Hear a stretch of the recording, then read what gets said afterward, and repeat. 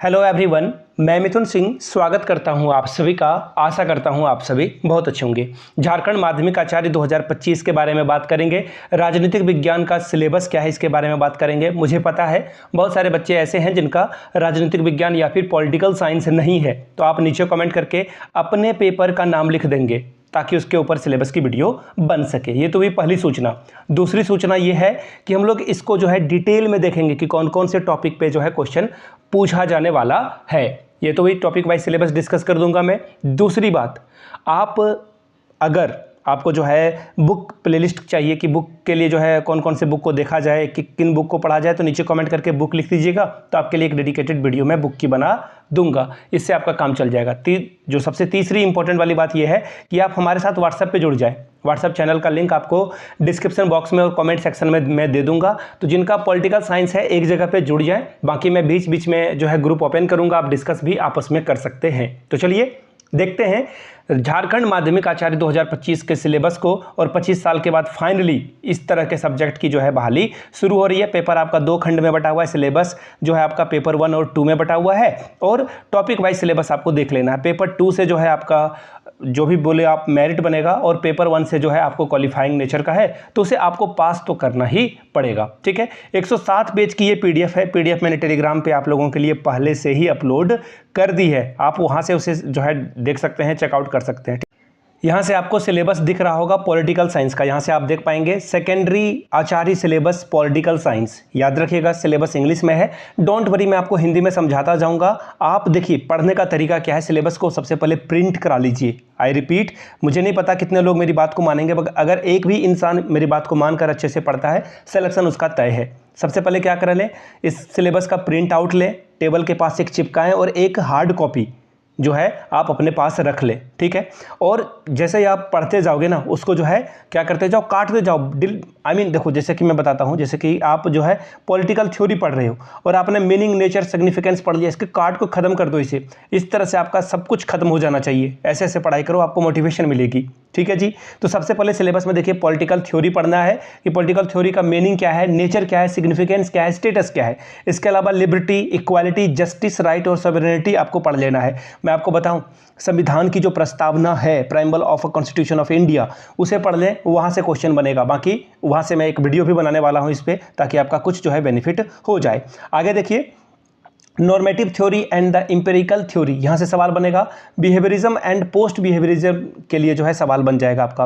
अब देखिए political thought से सवाल पूछेंगे कि वेस्टर्न थिंकर्स जो हैं, यानी कि जो जो वेस्ट के लोग थे, जैसे प्लूटो, अरस्तु बोलेंगे, अरस्टो नहीं बोलेंगे, अरस्तु बोलेंगे हिंदी में, इंग्लिश में अरिस्टोटल, और मार्क्स, इनके जो पॉइंट ऑफ व्यू हैं, इन्होंने जो किताबें लिखी है, इससे सवाल बनेंगे आपका। इंडियन थिंकर में देखिए कौटिल्य हो गए, महात्मा गांधी, बी.आर. अम्बेडकर साहब और जयप्रकाश नारायण साहब, इनसे जो है सवाल बनेंगे। इनका जो है पॉलिटिकल थ्योरी क्या था, इनके बारे में आप अच्छे से देख लें। ठीक है, पॉलिटिकल यानी कि पॉलिटिक्स को लेकर के। ठीक है, बहुत सारी चीज़ें हुई है अम्बेडकर को लेकर, गांधी जी को लेकर, तो आप अंबेडकर और गांधी के बीच का जो डायलॉग है उसे आप पढ़ सकते हैं। आगे देखिए, इंडियन पॉलिटिकल सिस्टम में गवर्नमेंट ऑफ इंडिया का जो 1935 का एक्ट है, कॉन्स्टिट्यूएंट असेंबली है, प्राइमबल है, इसके बारे में पढ़ लीजिए। मैंने आपको इसके बारे में पहले भी बता रखा है। फंडामेंटल राइट आपको पढ़ना है, directive principle of state policy, fundamental duties के बारे में पढ़ना है, यानी कि मौलिक आपका जो कर्तव्य है उसके बारे में।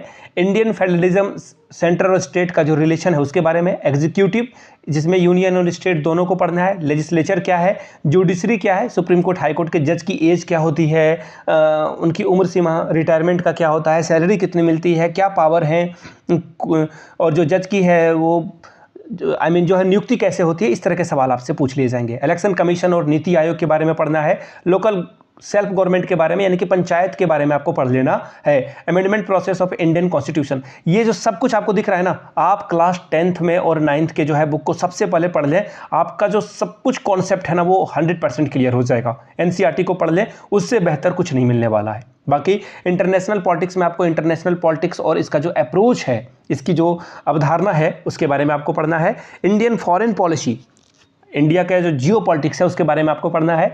इंडिया का रिलेशन जो है अपने नेबर्स के साथ, पाकिस्तान, चाइना, भूटान, नेपाल, श्रीलंका, म्यांमार, बांग्लादेश के साथ कैसा है, इसके बारे में आपको पढ़ लेना है। जैसे कि इसमें देखिए कुछ और बातें भाई, ये तो नेबरिंग की बात हो गई।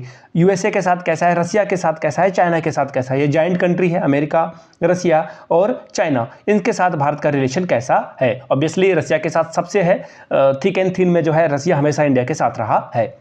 नेशनल पावर के बारे में पढ़ना है, नेशनल इंटरेस्ट के बारे में पढ़ना है, नॉन अलाइनमेंट, पर शायद if I am correct then ये शायद इन्होंने जवाहरलाल नेहरू ने जो है इसकी बात इंडिया की ओर से शुरू की थी। आगे देखिए रिसर्च मेथोडोलॉजी में जो मेथोडोलॉजी है वहाँ पे आपको पढ़ना है, पेपर प्रेजेंटेशन पढ़ना है, सोशल साइंस में रिसर्च का क्या मतलब है, हाइपोथेसिस क्या होता है और टेक्निक ऑफ डेटा कलेक्शन क्या होता है, इंटरव्यू क्या होता है, ऑब्जर्वेशन क्या होता है, क्वेश्चनायर क्या होता है, मैं आपको बता दूं ये आपको एमएड के सिलेबस से जो है इसको उठा करके डाला गया है, या फिर आप इसे नेट के सिलेबस से भी कह सकते हैं। ठीक है, नेट एजुकेशन में भी जो है ये सारी बातें पूछी जाती है।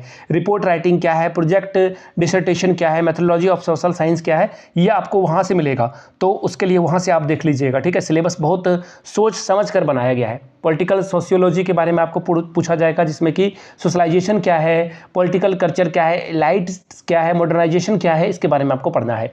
पब्लिक एडमिनिस्ट्रेशन में मैक्स वेबर का जो है व्यू जो है ब्यूरोक्रेसी को लेकर, ब्यूरोक्रेसी यानी कि अफसरशाही को लेकर, ठीक है, उसको लेकर क्या व्यू था वहाँ से सवाल बनेगा। आगे देखिए एडमिनिस्ट्रेटिव थ्योरीज, जो ह्यूमन रिलेशन है, वेट ए मिनट, डिसीजन जो मेकिंग थ्योरी है, decision making theory Herbert Simon's की, वो पढ़ लेना है। फ्रेड रेन रिग्स की जो इकोलॉजिकल थ्योरी है, देखिए इसको यूट्यूब पे पहले सर्च कर करके आराम से इन थ्योरीज को पढ़ लें, बाकी आप खुद से नोट्स भी बना सकते हैं। ई गवर्नेंस क्या है, ई गवर्नेंस क्या है, मीनिंग इसका क्या है, एडवांटेज क्या है, चैलेंज क्या आती है इसमें, और एडमिनिस्ट्रेटिव मैनेजमेंट जिसमें कि लीडरशिप, कम्युनिकेशन, मोटिवेशन के बारे में आपको पढ़ना है। सिटीजन का जो गवर्नेंस है, लोकपाल और लोकायुक्त, इसके बारे में आपको पढ़ना है। इंटरनेशनल ऑर्गेनाइजेशन के बारे में, जैसे कि यूएन का जो स्ट्रक्चर है, यूरोपियन यूनियन है, उसके बारे में पढ़ना है। लॉ ऑफ वॉरफेयर के बारे में पढ़ना है, लैंड एरियल सी वॉरफेयर कैसा होता है, ठीक है, ब्लॉकेड और जो है कंट्रोबैंड, इसके बारे में पढ़ना है। इंटरवेंशन और एक्सट्राडिशन के बारे में पढ़ना है। क्राइम अगेंस्ट ह्यूमैनिटी जैसे कि प्रिजनर्स ऑफ वॉर, ठीक है, उसके बाद है नंबर ट्रायल और टोक्यो ट्रायल, इसके बारे में आपको पढ़ लेना है। डिटेल में है ये सारी बातें। अब झारखंड के बारे में, स्टेट पॉलिटिक्स इन इंडिया और स्टेट पॉलिटिक्स इन झारखंड, इसके बारे में पढ़ना है। रोल ऑफ गवर्नर, राज्यपाल का क्या काम होता है सेंटर के तौर पर, और स्टेट जो पॉलिटिक्स है झारखंड की, उसके बारे में इसका जो फीचर है, शेड्यूल है इंडियन कॉन्स्टिट्यूशन का, वो आपको पढ़ना है। ब्रिटिश एडमिनिस्ट्रेशन का जो ट्राइबल एरिया पे क्या प्रभाव था, कौन कौन से आंदोलन हुए हैं, बिरसा मूवमेंट हुआ है, कोल रेवोल्यूशन हुआ है, उसके बारे में आपको पढ़ना है।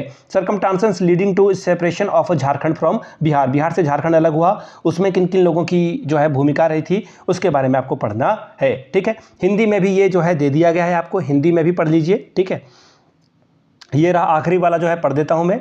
बजट के बारे में आपको पढ़ना होगा। इसके अलावा पर्यावरण का जो मुद्दा है वो आपको पढ़ना है। आरटीआई एक्ट 2005 में आया है, इसमें क्या क्या चुनौतियां हैं, लैंगिक मुद्दा क्या है, और जो आंतरिक सुरक्षा की चुनौतियां हैं, आतंकवाद, नक्सलवाद, कट्टरवाद, सतत विकास, सीसीई की बात की जा रही है, तो ये सब कुछ आपको पढ़कर जाना होगा। ठीक है, तो ये पॉलिटिकल साइंस की जो है मैंने आपको सिलेबस डिस्कस कराई है, और जल्द ही जो है इसको लेकर के मैं और कैसे जो है किन किन बुक्स का सहारा लेकर के आप आगे बढ़ सकते हैं, इग्नू वगैरह की बुक है वो मैं आपको पीडीएफ वगैरह देने की कोशिश करूंगा। ये सब बिल्कुल फ्री ऑफ कॉस्ट आपको मिल जाएगा। नोट्स आप खुद से तैयार कर लेंगे, बाकी हम लोग नोट्स पे भी काम करेंगे तो उसके लिए पैसे आपको देने होंगे। तो ये था पॉलिटिकल साइंस का माध्यमिक आचार्य का सिलेबस। जिनको ये वीडियो पसंद आई है, यहाँ तक वीडियो आपने देखी है, तो नीचे कमेंट करके एक बार जय हिंद जरूर लिखिएगा, ताकि आपके लिए और भी वीडियोस में लाता रहूँ टाइम टू टाइम। वीडियो को यहाँ तक देखने के लिए आप सभी का बहुत बहुत शुक्रिया। Have a good day.